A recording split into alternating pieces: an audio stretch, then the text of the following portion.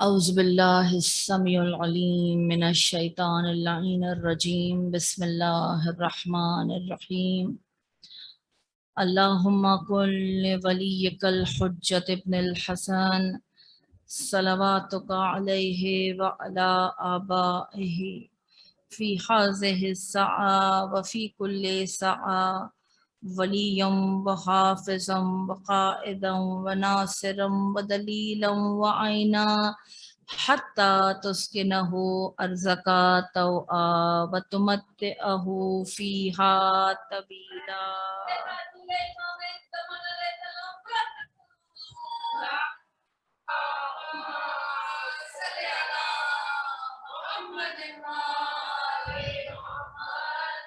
الحمد للہ رب العالمین الملک القدوس السلام المحیمن العزیز الجبار المتکبر سبحان اللہ عما یشرکون.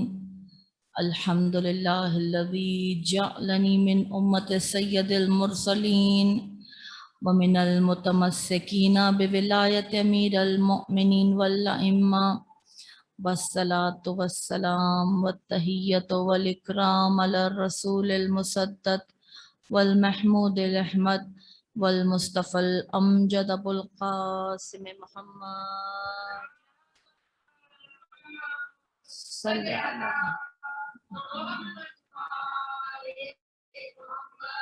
وعلی اہل بیتہ الطیبین الطاہرین المعصومین المظلومین لا السیما علی الامام المنتظر والحجۃ الثانی عشر اللہم عجل فرجہم واہلک عدوہم ولعنۃ اللہ علی اعدائہم اجمعین. اما بعد فقد قال اللہ تبارک و تعالی فی کتابہ المجید وفرقانہ الحمید. بسم اللہ الرحمن الرحیم. ارجعی الی ربک راضیۃ مرضیہ. صلوات.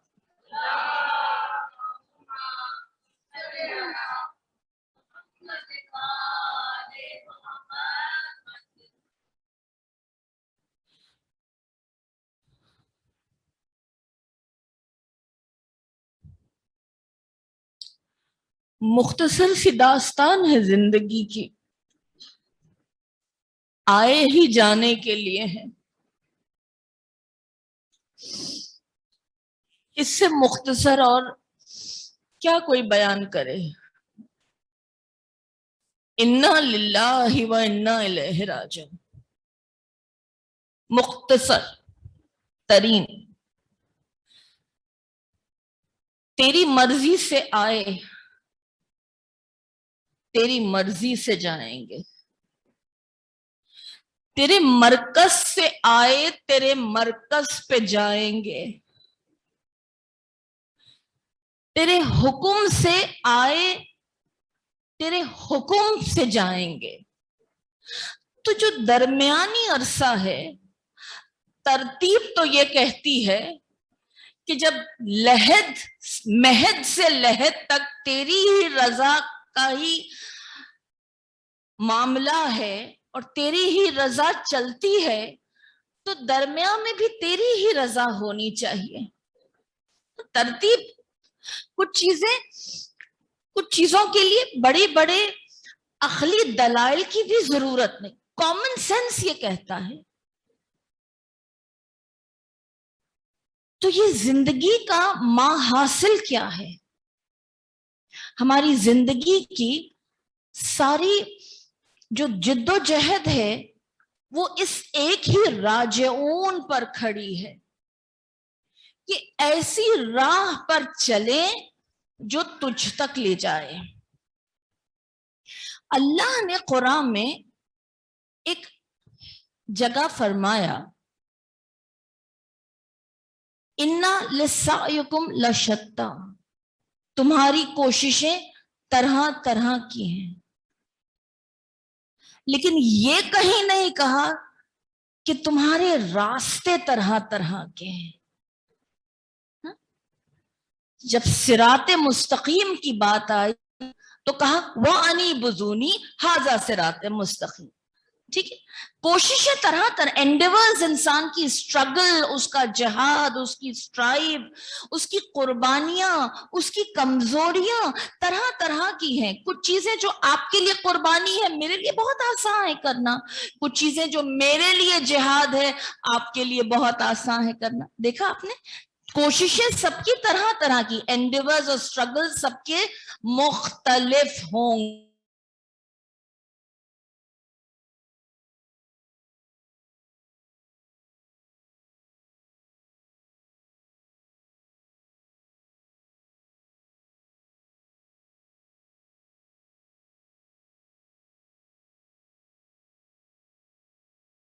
تو سیدھی راہ پر آئے، جاتے ہوئے راہ تبدیل کرتی۔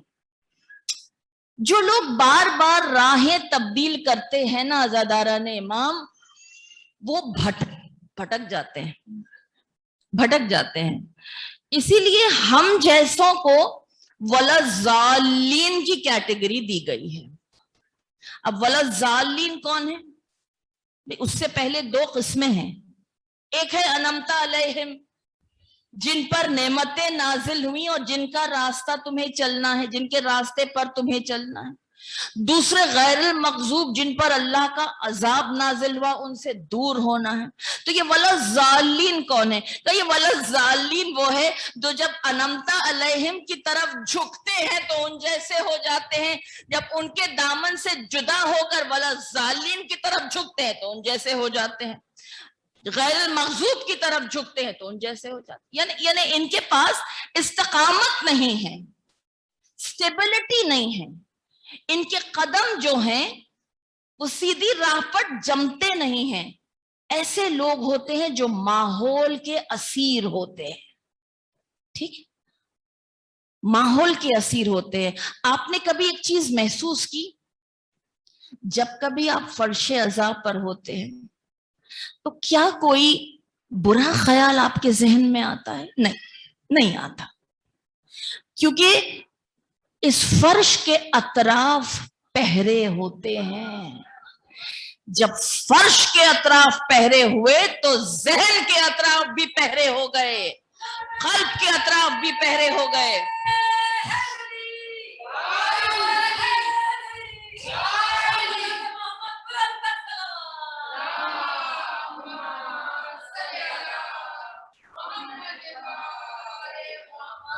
تاثیر ہے یہ، تاثیر ہے یہ۔ آپ ماحول کو بدل دیجئے، خیالات خود بخود پاکیزہ ہو جاتے ہیں۔ اور ایسا بھی آپ نے کبھی دیکھا ہوگا، جب خدا نہ کرے کسی کا گزر کوئی غیر مناسب ماحول میں ہو رہا ہو تو ہر طرح کے خیال آتے ہیں۔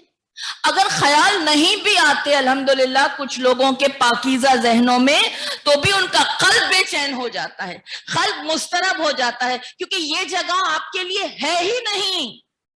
آپ مسفٹ ہیں ایسے مقام پر جہاں اللہ کی نظر نہ ہو، وہاں آپ کا نظارہ مناسب نہیں ہے، لہذا جہاں اللہ نہیں موجود وہاں آپ کا قلب بے چین ہے۔ اس قلب کو اگر پرسکون بنانا ہے تو ایسی جگہ پر اسے لے جاؤ جہاں اللہ کا ذکر ہو رہا ہو۔ الا بذکر اللہ تطمئن القلوب۔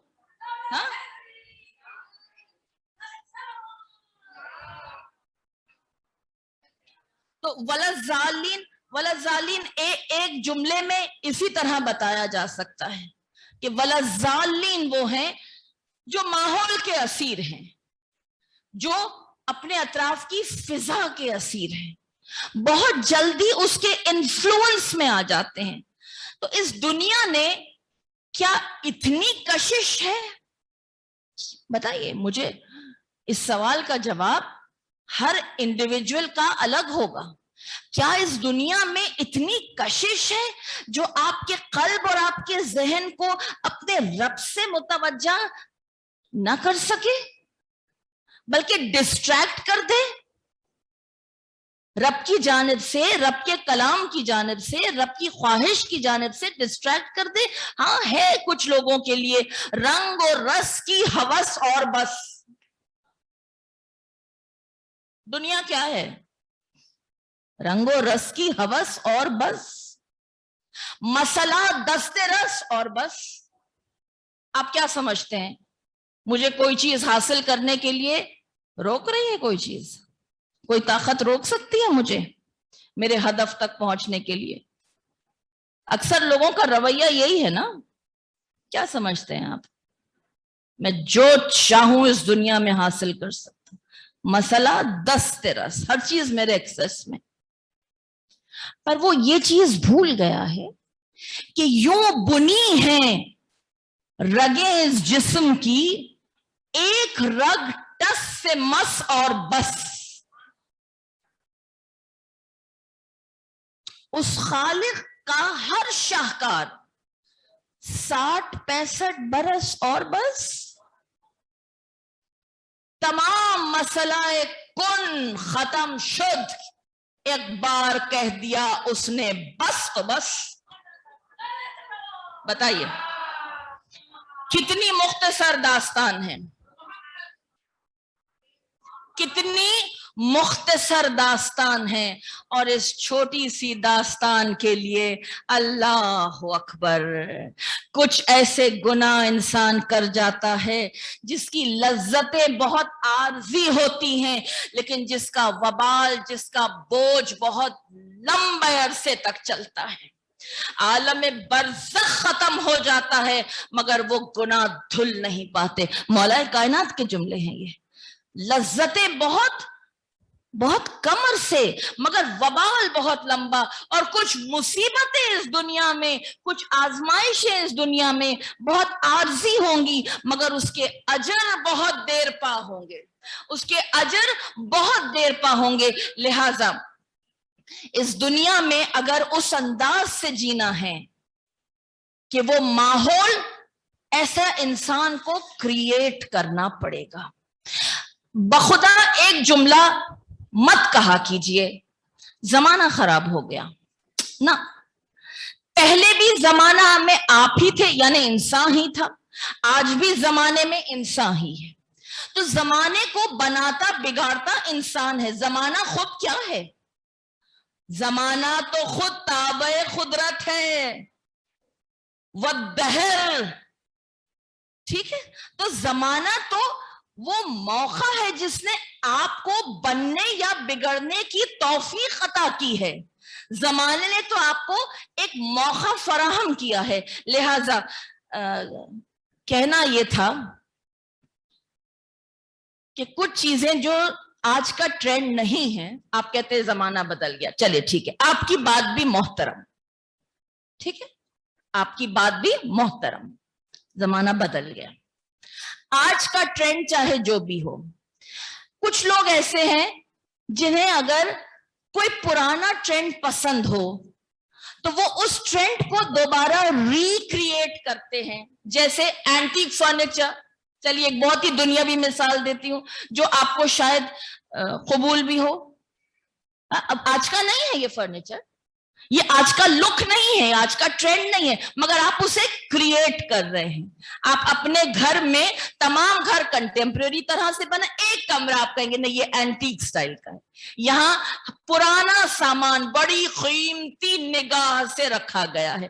تو چیزوں کو کریٹ کیا جا سکتا ہے نا، اینٹیک لک کریٹ کیا جا سکتا ہے، پرانا نظامی لک کریٹ کیا، ہر چیز ہو رہی ہے یا نہیں ہو رہی ہے؟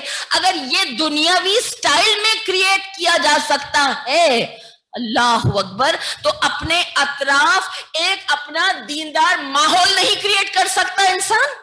کیونکہ ماحول کس سے بنتا ہے؟ صحبت سے بنتا ہے۔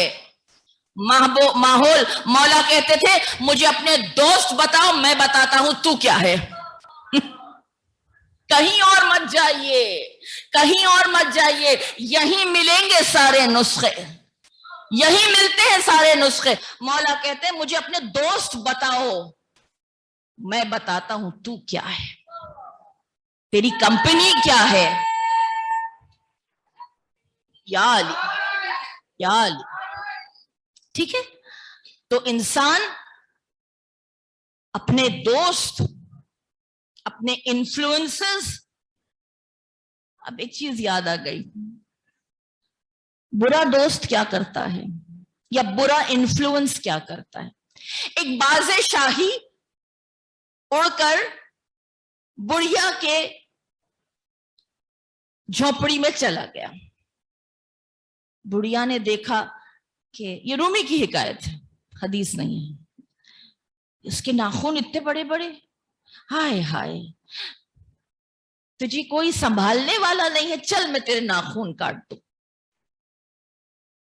شاہ کے سپاہی باز کو ڈھونڈتے ہوئے آئے, اسے لیا اور شاہ کے پاس لے گئے. وہ شاہ کی کلائی پہ سر رکھ کے رونے لگا, میں تجھ سے بچھڑا نا تو دیکھ غیروں نے میرے فضیلتیں ہی کاٹ دی.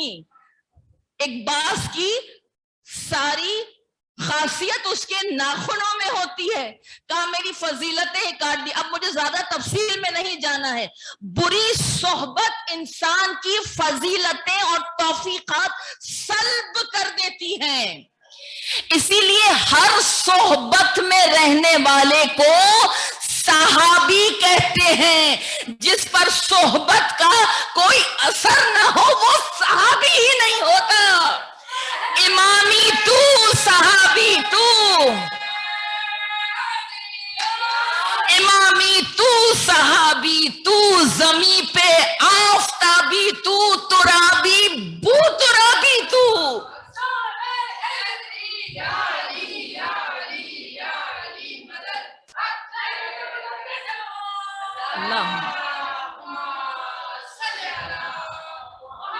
ہر ساتھ رہنے والا اثر تھوڑی لیتا ہے. ہاں نہیں لیتا ہر ساتھ رہنے والا, بخدا نہیں لیتا ہر ساتھ دینے والا. پانی کو صرف مٹی پہ گرائیے تو ایبزارپشن ہوتی ہے, پانی کو پتھر پہ گرائیے تو پھسل جاتا ہے. یہ تو عام سی مثال ہے. ٹھیک ہے, تو لیکن ہم وہ افراد ہیں جو اس محفلوں میں آ کر ان شخصیتوں کا, ان ہستیوں کا جو تذکرہ سنتے ہیں, ہم پر ایبزارپشن پوری طرح ہو نہیں پا رہی ہے, کیونکہ ہمارے قلب کی جو مٹی ہے وہ ابھی نرم نہیں ہوئی ہے. اسی لیے امام فرماتے ہیں پروردگار توبہ کے آنسوؤں سے قلب کی مٹی کو نرم کر. امام کے جملے ہیں دعا کے, پروردگار میرے توبہ کے آنسوؤں سے میرے قلب کی مٹی کو نرم کر, کیونکہ بیج ہمیشہ نرم مٹی میں بوئے جاتے ہیں, نرم مٹی میں بوئے جاتے ہیں. تو ایک یہاں سے ایک بات کو مکمل کر دوں. ہم وہ ہیں جو یہاں آ کر یہاں کی تاثیر لیتے ہیں مگر مکمل ایبزارب نہیں کر پاتے کیونکہ ہم تیار نہیں ہیں. تو اب کیا ہوتا ہے, ایک اور پروسیجر ہے سائنس میں, پوری طرح جذب ہونے کو کہتے ہیں ایبزارپشن, اور جو نہیں تری پتھر پہ پڑ کر پھسل جائے لیکن وہ تری دیکھ کر لگتا ہے کہ یہاں سے پانی کا گزر ضرور ہوا ہے, اسے کہتے ہیں ایڈزارپشن.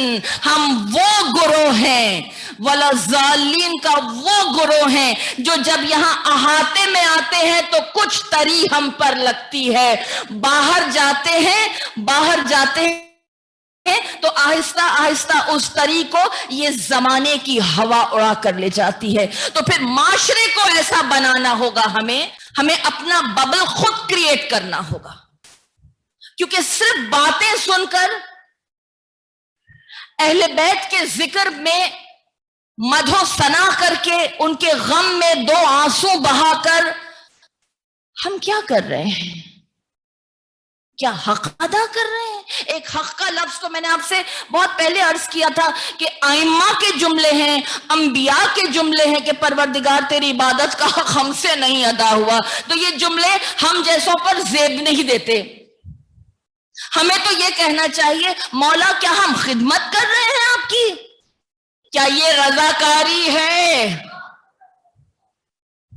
تو دیکھیے، سن لیجئے، رونا غم زہرا میں وفاداری ہے. ایک اور لفظ آیا آپ کی نظر، رونا غم زہرا سے وفاداری ہے. لیکن کیا یہ غم تیرے ذہن پہ بھی طاری ہے؟ کیا یہ غم تیرے ذہن پہ بھی طاری ہے کہ کیا مصیبتیں اٹھائی ہیں اس دین کو بچانے کے لیے؟ نہیں، اس دین کو بچایا کس لیے؟ آپ تک پہنچانے کے لیے. یہ جملہ سرسری کیا کہتے ہیں ہم؟ دین کو بچایا، دین کو بچایا. جس کا دین ہے وہ بچاتا ہے دین کو. تو میرے دادا نے تو یہی کہا تھا نا، کعبے کا حفاظت کرنے والا وہ ہوگا جو کعبے کا مالک ہے. مجھے میرے اونٹوں کی حفاظت کرنا ہے. یاد آیا کچھ؟ یاد آیا؟ تو دین کو بچایا آدھا جملہ ہے. دین کو اس لیے بچایا تاکہ وہ امانت یہاں تک پہنچائے. یہاں اس پہر، یہاں اس منبر پر، یہاں اس فرش پر یہ دین کی گفتگو ہو، اس لیے یہاں تک کے منزل پر لانے کے لیے یہ قربانیاں دی. تو کیا یہ غم تیرے احساس پہ بھی طاری ہے؟ رونا غم زہرا سے وفاداری ہے. کیا یہ غم تیرے احساس پہ بھی طاری ہے؟ یہ فرش عزا تو ابھی اٹھ جائے گی. دل فرش عزا ہے تو عزاداری ہے. بس دل فرش عزا ہے تو عزاداری ہے. دل فرش عزا ہے تو عزاداری ہے. اور آپ کا دل ہر اس جگہ ہے جہاں آپ موجود ہیں. پھر یہ گلے شکوے نہیں. فرش عزا ہو، کیسی ہو، کب تک ہو، لمیٹیشنز کیوں، پابند، یہ سب چیزیں، یہ پہرے ظاہری پہرے ہیں. جب قلب پر سے پہرے اٹھتے ہیں تو نزول آیات اس قلب پر ہونے لگتا ہے.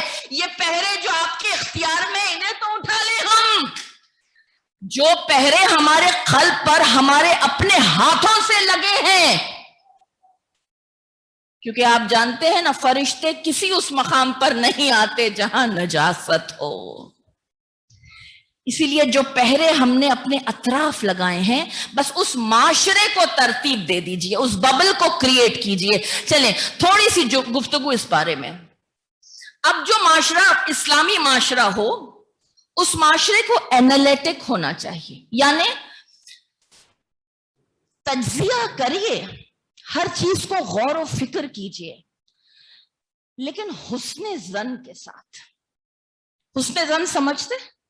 دوسرے کے لیے اچھے خیالات اور اچھے نظریے دینا، دوسرے کو اپنی جانب سے پازیٹیو وائبز دینا، اپنے آپ کو اتنا آسان بنا دینا کہ کوئی آپ تک آنے میں جھجکے نہیں، کوئی اپنی مصیبت میں آپ کو یاد کرنے سے پہلے 2 بار سوچے نہیں.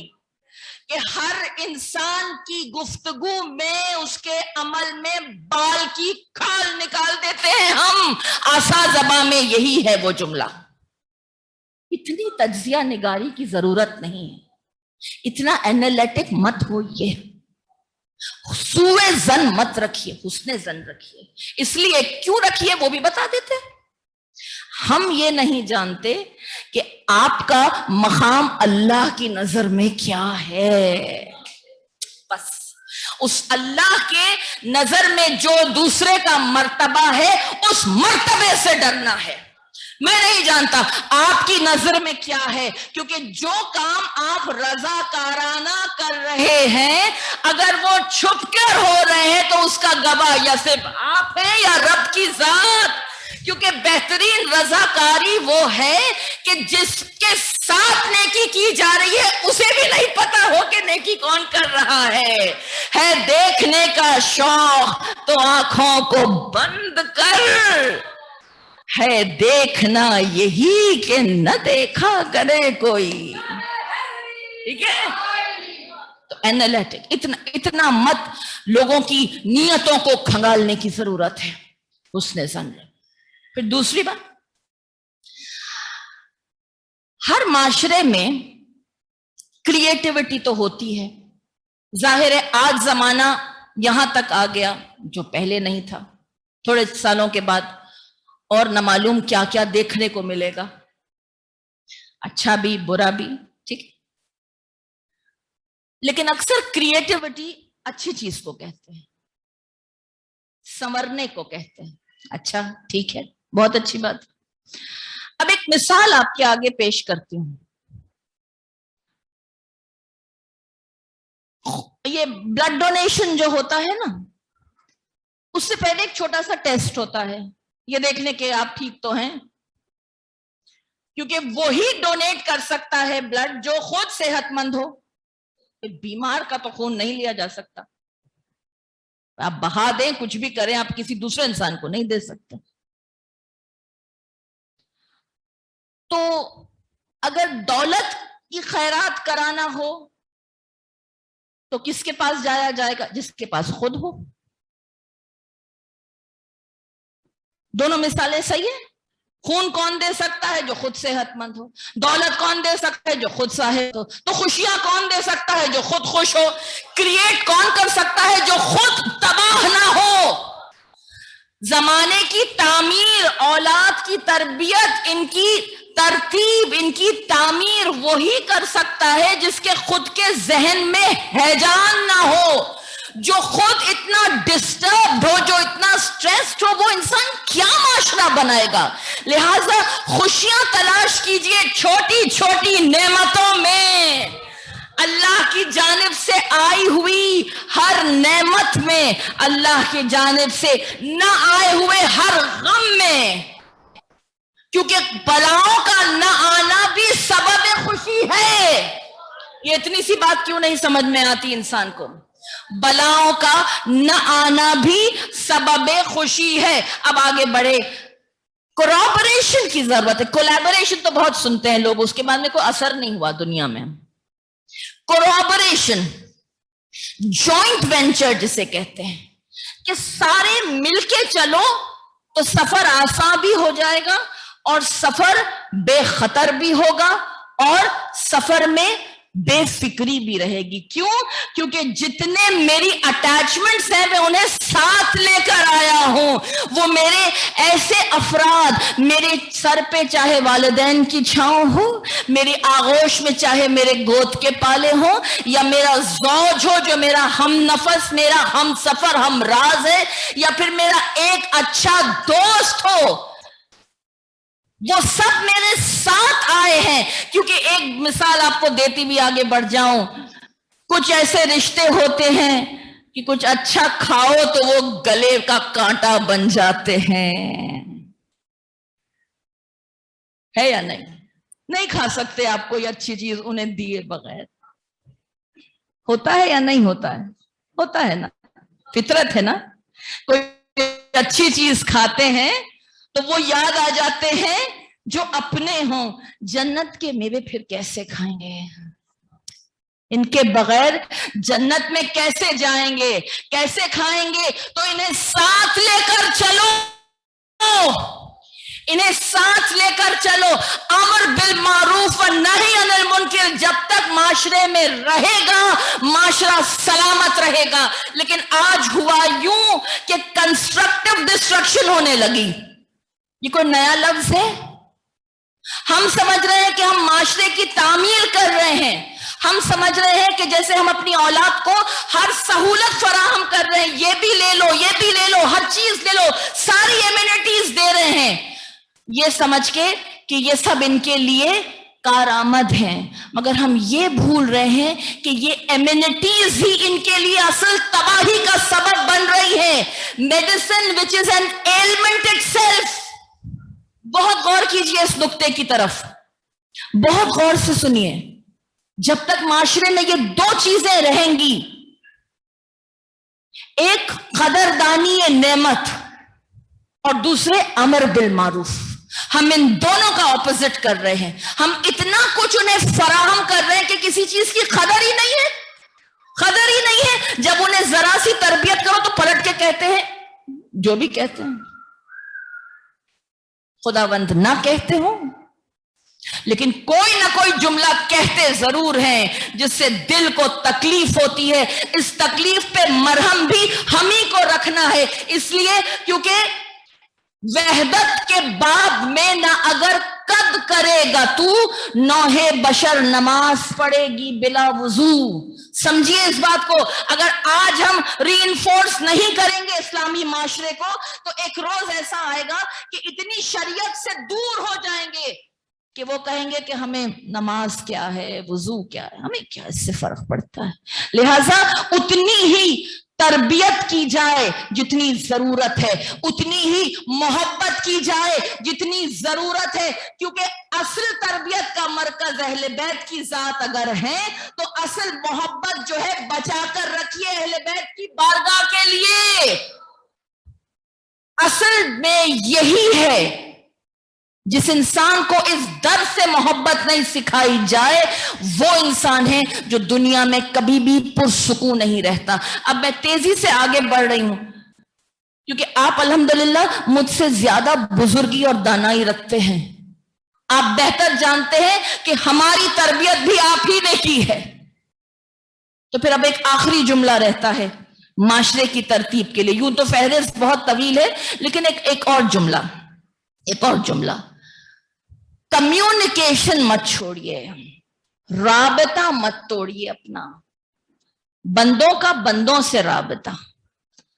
अब यहां आकर इमाम की एक हदीस हमें मिलती है, जो बंदा दूसरे बंदे से अल्लाह की खातिर राबते को जोड़ता है तो अल्लाह इस राबते को बहुत पसंद करता है। यानी बेगर्जी की क्या नहज बयान कर गए मौला, यानी रजाकारी का क्या नुक्ता बयान कर गए। अल्लाह की खिदमत करते हैं, अल्लाह की रजा की खातिर बंदों की खिदमत करते हैं अल्लाह के लिए, अल्लाह की रजा की खातिर बंदों को अता करते हैं अल्लाह के लिए। हर चीज अल्लाह के लिए करते हैं तो अल्लाह क्या करता है? तो मौला फरमाते हैं तू अपने और अल्लाह के दरमियान मामलात को सुधार ले, वो तेरे और बंदे के मामलात को सुधार देगा।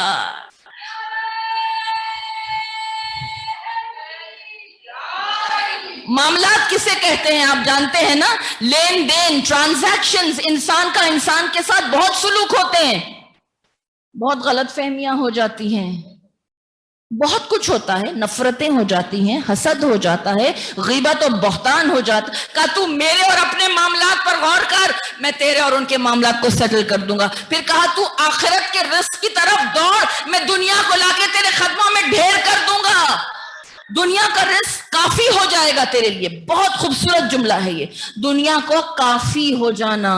अल्लाह अकबर। दुनिया काफी किसके लिए हुई है? कहा हुई है उन लोगों के लिए काफी हुई है जो अल्लाह की दी हुई हर नेमत पर राजी और राजियतम मर्जिया रहे हैं। इन लोगों के लिए दुनिया काफी हुई है, इन लोगों के लिए दुनिया काफी हुई है। लिहाजा आखिरी जो हमारा जुमला था वो ये था कि कम्युनिकेशन ना छोड़ा जाए, राबता रखा जाए, इंसान का इंसान के साथ राबता। अब तो जमाना वो आ गया है कि खुद से मुलाकात किए हुए जमाना हो गया, खुद से मुलाकात को भी वक्त चाहिए। अच्छा, ये खुद से मुलाकात क्या होती है? ये खुद से मुलाकात वो होती है जो शहर से दूर पहाड़ के ऊपर गारे हिरा में बैठकर अल्लाह का रसूल किया करता था। इसे कहते हैं खुद से मुलाकात करना। अल्लाहुम्मा सल्ली अला मुहम्मद व, इसे कहते हैं खुद से मुलाकात। किसे कहते हैं खुद से मुलाकात?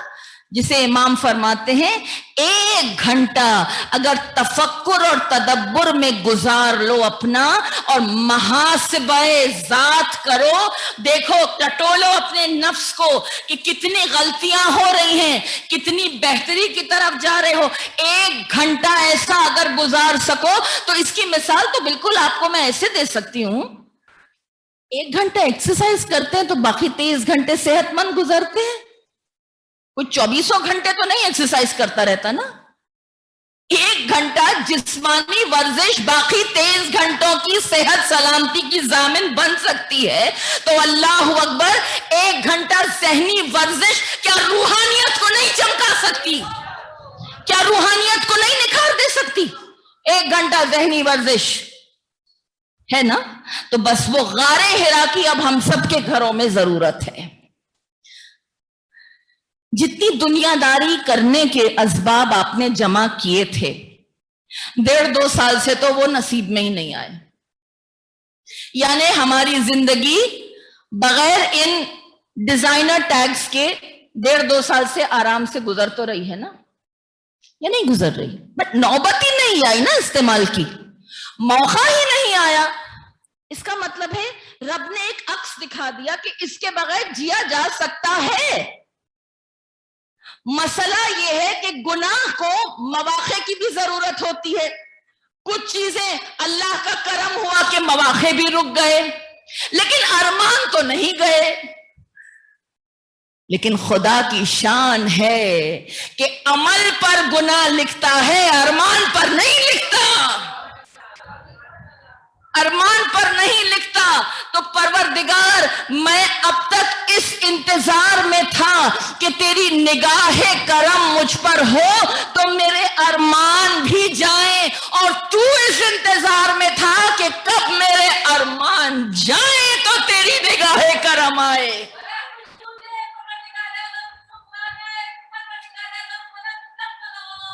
اللہم صلی علی.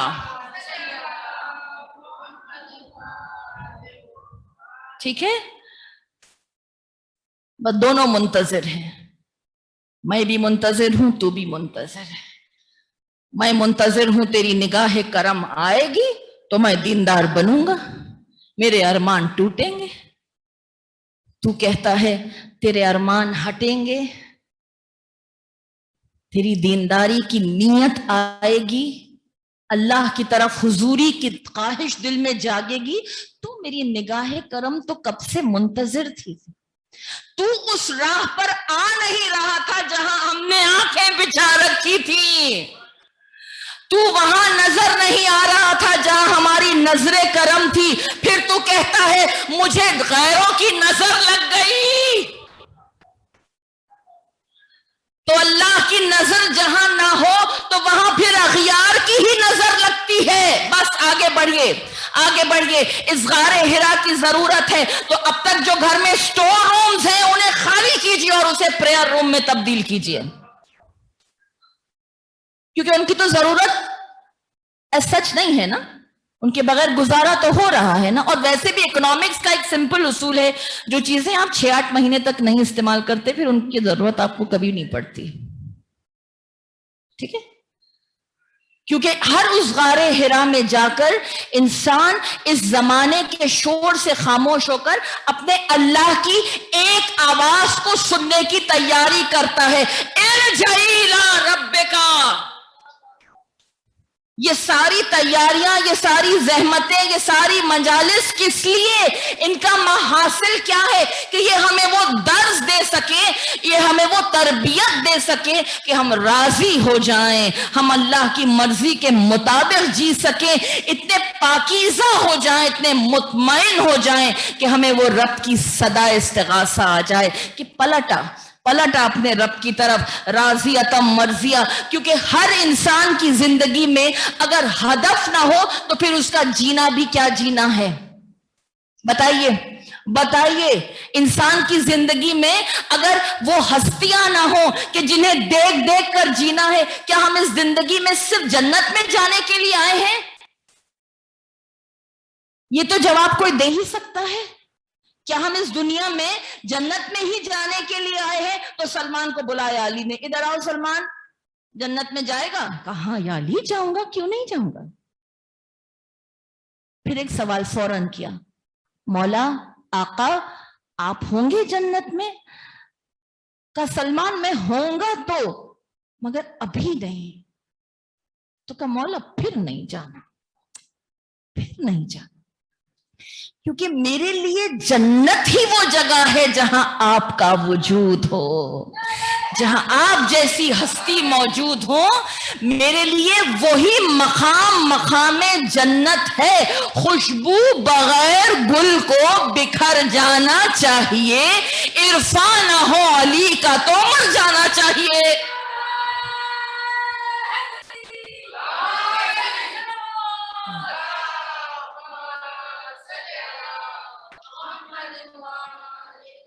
تو کوئی تو ہدف چاہیے نا جینے کے لیے۔ بڑے دنیا کے اسکالرز اس بات کو کہتے ہیں نا کہ آئیڈیالوجی ہونا چاہیے انسان کے پاس، کوئی ایک ریزن ہونا چاہیے جس کے لیے جیوں اور جس کے لیے مر جاؤں۔ قرآن سے بہتر کون سکھا سکتا ہے؟ سادی سی گفتگو کی تھی قرآن نے، وَمَا خَلَقْتَ الْجِنَّ وَالْإِنسَ إِلَّا لِيَعْبُدُونَ۔ کیوں پیدا کیا تھا؟ عبادت کے لیے پیدا کیا تھا نا۔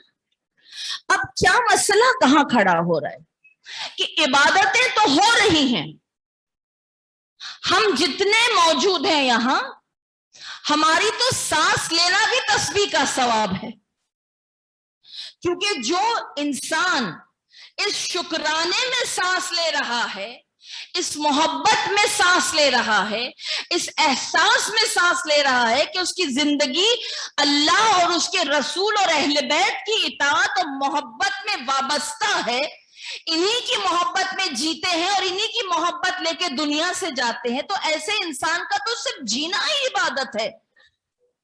لیکن ایک مسئلہ یہ ہو رہا ہے کہ ان عبادتوں کی تاثیر ہمیں نظر نہیں آ رہی ہے۔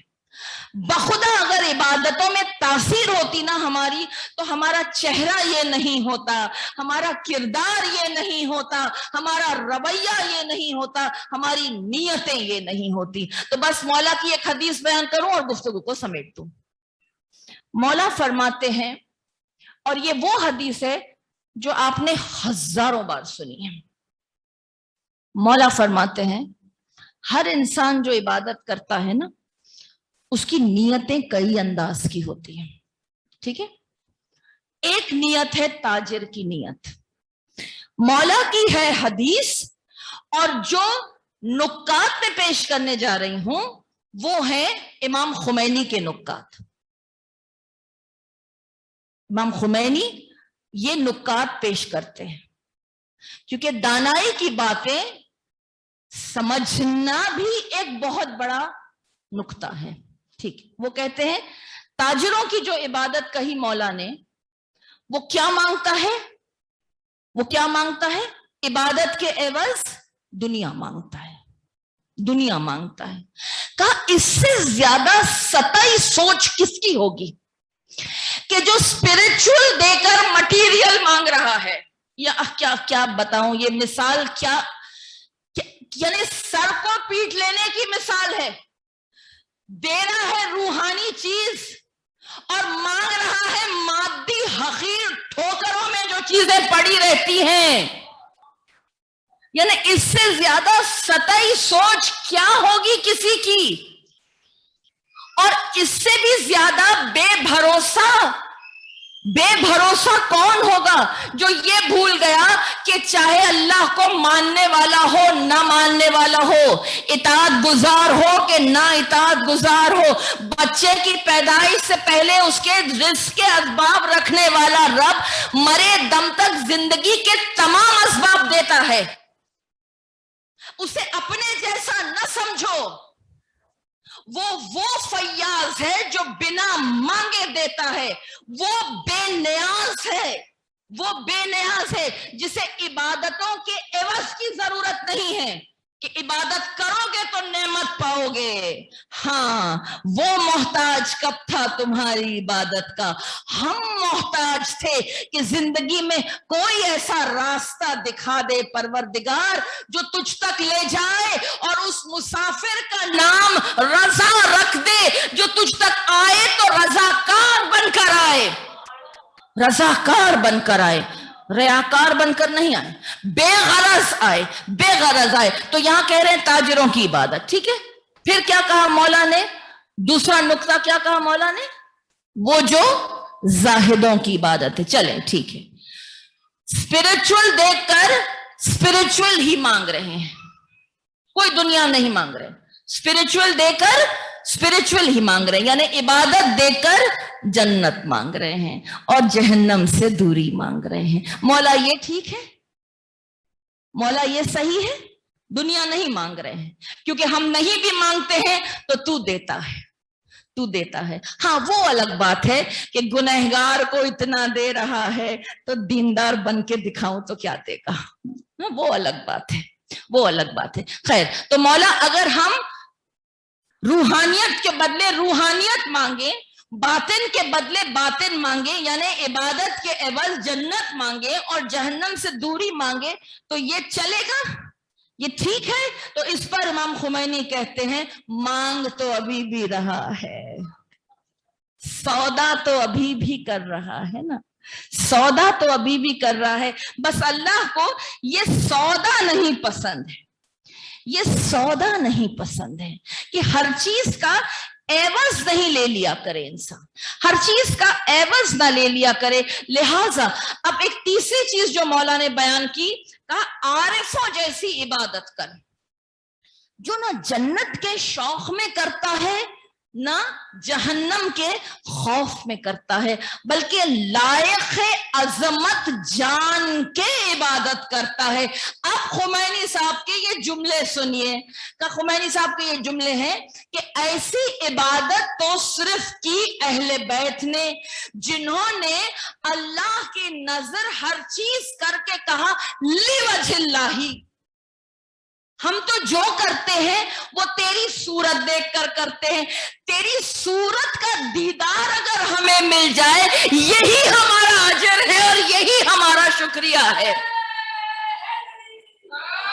لا نريد منکم جزاء ولا شکورا، اس کے سوا نہ ہمیں کسی سے جزا چاہیے نہ شکریہ چاہیے.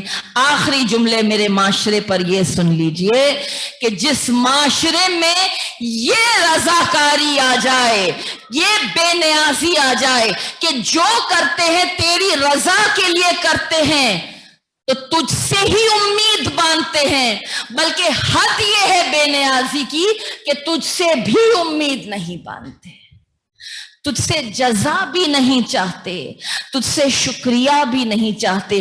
جو تجھ سے نہ چاہے وہ بندوں سے کیا چاہے گا؟ بس یہ نقطہ آخری تھا. سارے معاشرے میں فساد اس لیے ہے آج کیونکہ ہماری ایکسپیکٹیشن ایک دوسرے کے ساتھ ہے. آ گئی بات سمجھ میں؟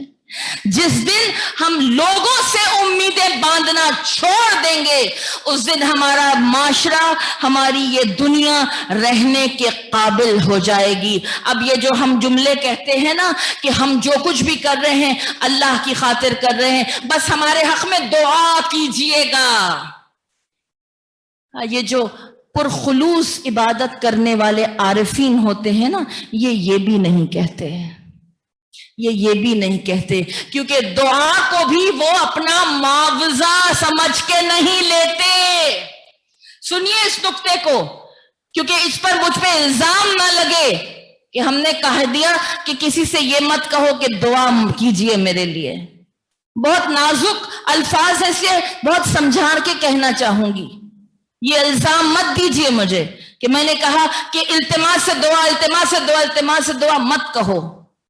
میں تو یوں کہہ رہی ہوں کہ اپنی نیکیوں کا عوض اگر کچھ بھی نہیں لینا، جیسے کہ امام کرتے ہیں کہ اللہ سے کہتے ہیں نہ ہمیں جزا چاہیے نہ ہمیں شکریہ چاہیے، تو ہمیں بھی نیکیاں کر کے اس کا معاوضہ بطور دعا نہیں لینا چاہیے، کیونکہ دعا ایک ایسی چیز ہے جس کا تعلق ادائیگی سے نہیں ہوتا ہے، جس کا تعلق قبولیت سے ہوتا ہے، اور انسان کے ہاتھوں میں صرف ادا ہے، رب کے ہاتھوں میں قبولیت ہے، انسان کے ہاتھ میں قبولیت نہیں۔ لیکن رب نے بہت خوبصورت ایک فارمولا بنایا ہے، بہت خوبصورت نسخہ ہے قبولیت دعا کا، کہ اگر آپ چاہتے ہیں کہ آپ کے حق میں آپ کی دعا قبول ہو تو کہا پھر دوسروں کے حق میں دعا کیجئے۔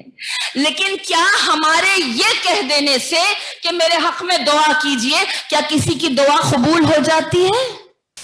سوال ہے، ہو سکتا قبول ہوتی ہو سکتا نہ بھی ہوتی ہو، کیونکہ سارا دار و مدار یہ ہے کہ کون زبان سے دعا دے رہا ہے اور کون قلب سے دعا دے رہا ہے۔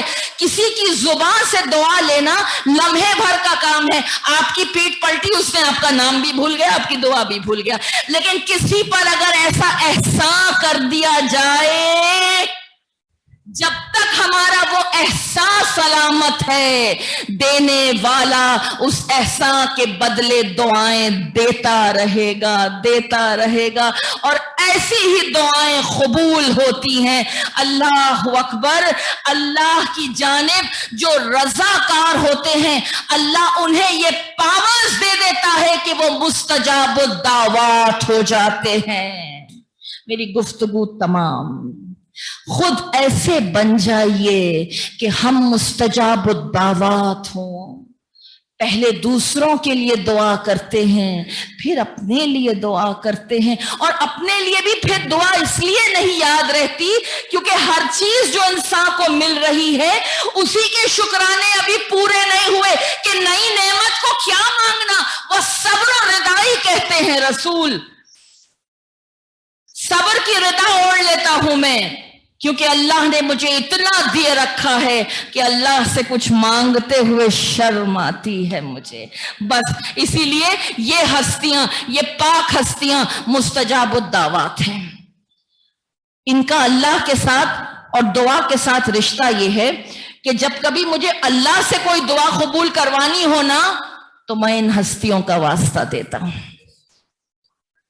ٹھیک ہے؟ جب اللہ سے دعا قبول کروانی ہو تو ان ہستیوں کا واسطہ دیتا ہوں، اور جب ان ہستیوں سے کوئی بات منوانی ہو تو اللہ کا واسطہ دیتا ہوں۔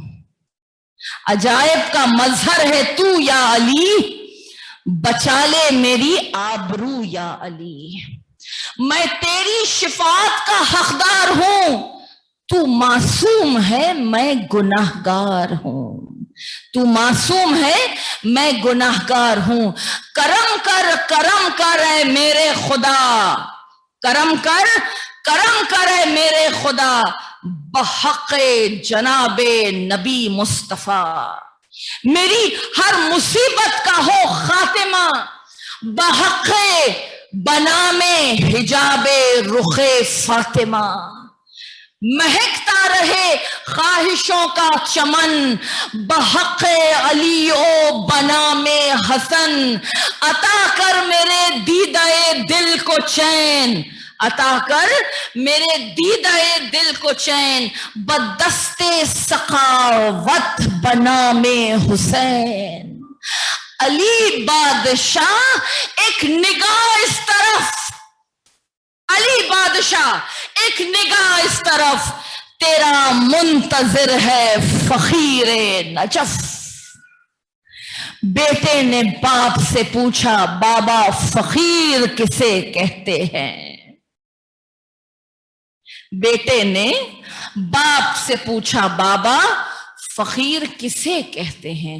تو باپ نے کہا فقیر وہ ہے جس کی تمام تر خواہشیں ختم ہو جائیں الا وصال کے، بس ایک ہی خواہش باقی رہے، وَإِنَّا إِلَيْهِ رَاجِعُونَ، کہ کب میں اپنے مالک کا دیدار کروں۔ اور یہاں بیٹا کون ہے؟ سید سجاد، اور باپ کون ہے؟ حسین ابن علی۔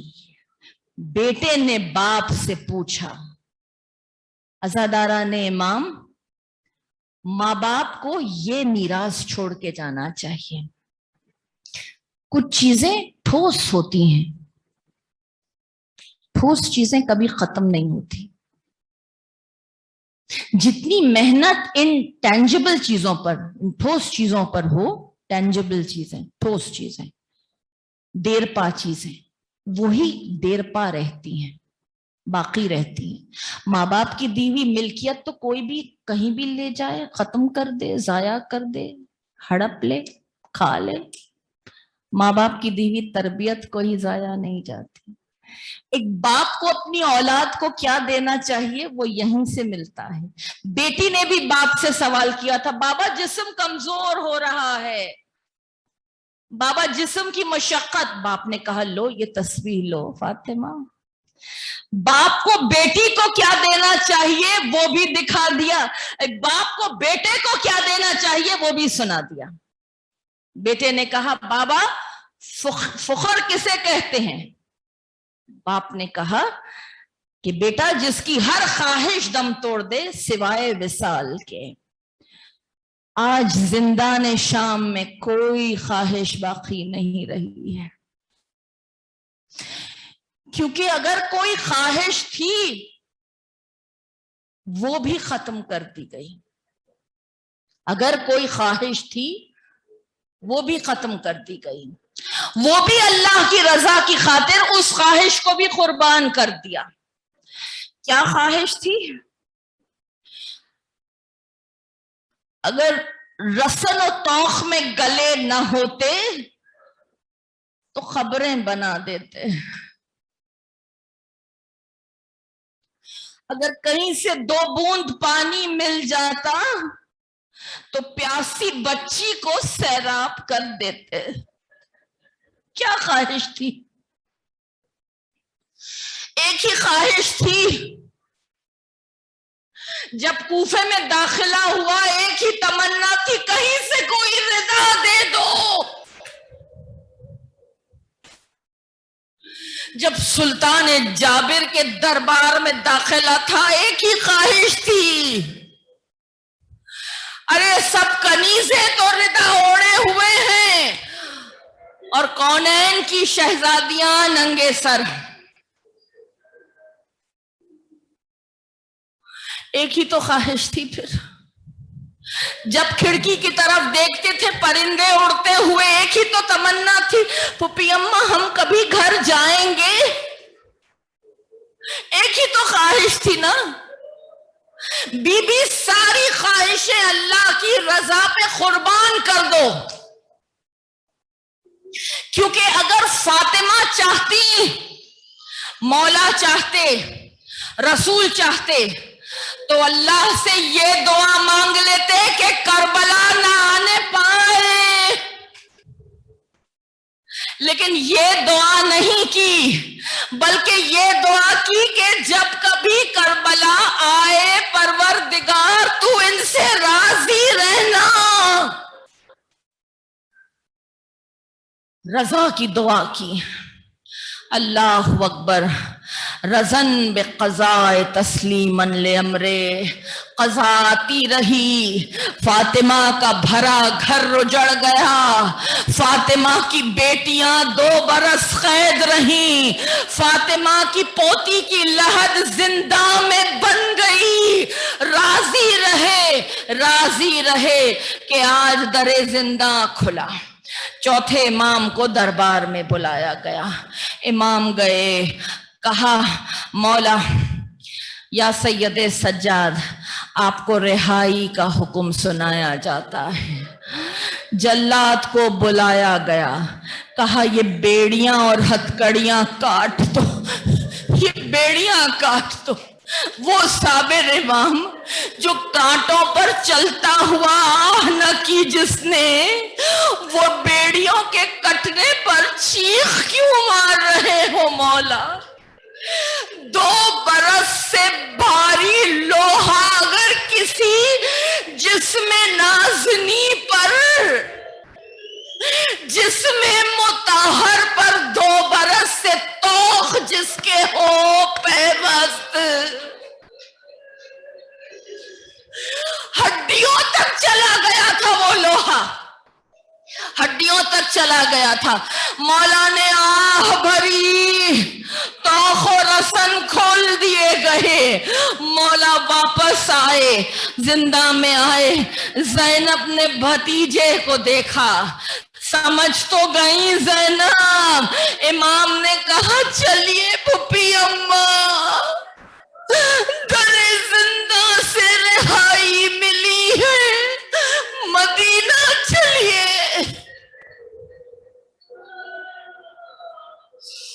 مدینے کا نام سننا تھا. زینب کو کچھ یاد تو آیا ہی ہوگا نا، بھائی کی وصیت تو یاد آئی ہوگی. بعد میرے قتل کے بانی میسر جو ہو، بھائی کی تشنا لبی بھول نہ جانا بہن. فاطمہ صغرا سے جب تم کو ملائے خدا، میری طرف سے گلے اس کو لگانا بہن. مدینہ یاد آیا، ماں کی تربت یاد آئی، نانا کا روزہ یاد آیا، اور وہ محلہ بنی ہاشم میں زہرا کا بڑا گھر یاد آیا. چلو بیبیوں چلو، مدینہ جانا ہے. لیکن ہاں سید سجاد، کہہ دو کہ ہماریوں کا رخ اس طرف نہیں، کربلا کی طرف کرنا. میں پہلے بھائی کا چہلم کروں گی. زوار کا قافلہ تیار کرو زیارت حسین کے لیے، زیارت حسین کے لیے. اب کہتے ہیں کہ تمام تر بیبیاں آہستہ آہستہ در زنداں سے باہر آتے ہوئے مڑ مڑ کے قبر سکینہ کو دیکھتی تھی اور حسرت سے کہتی تھی بی بی ساتھ نہ چلو گی. بی بی بڑا ارمان تھا رہائی کا، دیکھو بی بی رہائی مل گئی. زینب نے کہا سید سجاد ایک مکان کا انتظام کرواؤ. زینب شام میں بھائی کی مجلس برپا کرنا چاہتی ہیں. مجلس حسین دشمن کے دربار میں کرنے والی حسین کی پہلی ذاکرہ زینب صفِ عذاب بچھائی. کیوں کر صفِ عذاب بچھائی؟ آپ جانتے ہیں عزاداروں، کسی غمزدہ کے لیے سب سے نازک مرحلہ کون سا ہوتا ہے؟ جب کوئی پرسہ دینے کو آتا ہے، جب کوئی شفقت سے ہاتھ رکھ کے گلے لگا کے غم کو بانٹتا ہے. 2 برس سے زینب کو کسی نے پرسہ نہیں دیا ہے. بیٹھ گئی زینب صفِ عزا پر. آؤ عزاداران امام، زینب کو پرسہ دو. پہلے زینب سید سجاد کو پرسہ دے گی. بابا کا پرسہ، یتیمی کا پرسہ. غرض کے تبرکات آئے. کیا تبرکات ہیں؟ جس پہ پوری دنیا ہے اہل بیت کی. وہ نانا کا ماما آیا، وہ بابا کی ذوالفقار آئی، اماں کی چادر آئی. آئے عزادارو، اماں کی چادر آئی، سکینہ کے گوشوارے آئے. کیوں کر بانوں کو یہ گوشوارے دیکھ کر وہ کانوں سے رستا ہوا لہو نہ یاد آیا ہوگا. زینب کو چادر دیکھ کر کیا یاد آیا ہوگا زادارو؟ یہ پوچھو، کوئی خولی سے پوچھو. خولی سے پوچھا تھا مختار نے، اے خولی تو نے سر زینب سے ردائے سیدہ کو چھینا ہے. خولی تو بہت بڑا مجرم ہے. کہا اے امیر، وہ بہت نازک مرحلہ تھا میرے لیے، میرے ہاتھ اسی لمحے کانپے تھے، وہ ایک لمحہ تھا میرے لیے جب میرے ہاتھ کانپے تھے، جب میں نیزے کی انی سے چادر زینب کو کھینچ رہا تھا تو ایک عجیب سا رعب طاری ہوا مجھ پر، میں نے گھبرا کر پلٹ کر فرات کی طرف دیکھا، ایسے میں زینب نے کہا کیا دیکھتا ہے فرات سے اب کوئی نہیں آئے گا ہمارے لیے، سب مر گئے، بے کس کے مددگار تھے جو اب کوئی نہیں آئے گا۔ ایسے میں خولی نے کہا مجھے ایسے محسوس ہو رہا ہے جیسے فرات سے کوئی لاشا اچھل اچھل کے کہہ رہا ہو خولی یہ عباس کی بہن ہے، ردائے زینب آئی، عباس کا سر آیا، عباس کا علم آیا، سکینہ کی مشک آئی، چھدی ہوئی مشک آئی، علی اصغر کی جھولی کی جلی ہوئی لکڑی آئی۔ بڑھ کر ام رباب نے اپنے پلو میں وہ جلی ہوئی لکڑی باندھ لی، پرسے شروع ہوئے، ہر بی بی نے بڑھ کر اپنے پیارے کا سر لے لیا، دو ننھے ننھے سر تشت میں رکھے رہے۔ شام کی عورتوں نے کہا ہائے ان کی ماں یہ غم سہ نہ سکی، بچوں کے ساتھ ماں بھی سدھاری۔ ایسے میں زینب کو جلال آ گیا، ارے میں ہوں ان کی ماں، یہ سر میرے اون محمد کے ہیں۔ بھائی کے آنسو، بھائی کے یتیموں کے آنسو پوچھے ہیں زینب نے، اپنے یتیموں پہ نہیں روئی، لیکن صبر کرو اون محمد،